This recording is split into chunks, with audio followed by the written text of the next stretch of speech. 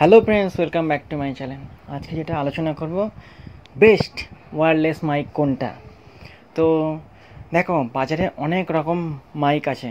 তো আমাদের অনেকে ভয়েসের জন্য যে কোন মাইকটা কিনবো সেটা খুবই কনফিউশন হয়।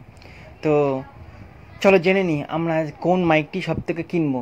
দেখো, মাইক আমি তাও বলে দিচ্ছি, বাজারে অনেক রকম মাইক আছে। তো যেই মাইকটা এই রেটের মধ্যে হবে সেই মাইকটা সবসময় কিনবেন।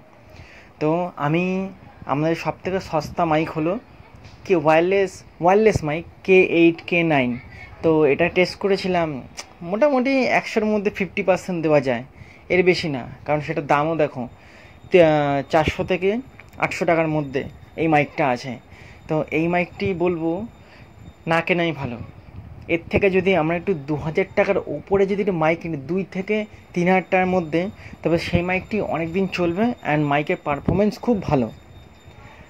বাট যারা বড় ইউটিউবার আছে তারা কোন মাইক ইউজ করে? তারা 15,000 টাকার ওপরের মাইকগুলো ইউজ করে, ম্যাক্সিমাম 25,000 টাকার নিচে।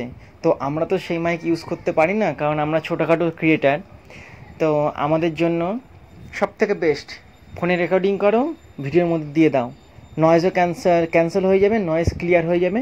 আর যদিও কখনো দেখবে যে রেকর্ডিং একটু হালকা নড়চড়, বাইরে যেমন আউটডোরে যদি আমরা কোনো ভয়েস করি, তো সেটা যেমন এটা হালকা একটা নয়েজ আসে, তো এটা কী করবো, অ্যাডাব পডকাস্ট অনলাইন অ্যাপের মধ্যে আমরা ফাইল ট্রান্সফার করে ডাউনলোড করে নেবো।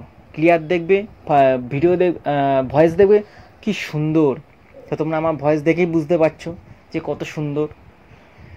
মানে সরি, আমার ভয়েস না, মানে ক্লিয়ার ভয়েসটা, সেটা আমি বলতে চাইছি। তো তোমরা বুঝতে পারলে, যদি কখনো মাইক কেনো, অন্তত 1,500 টাকার ওপরের মাইকগুলো কেনো, কারণ সেগুলো ফ্রিকোয়েন্স খুবই ভালো, ক্লিয়ার খুবই ভালো আসে। বাট আমি বলবো যে মাইকের থেকে সবসময় এইভাবে তোমরা যে রেকর্ডিং করো সব থেকে ভালো। তো রেডি থেকো নেক্সট ভিডিওর জন্য।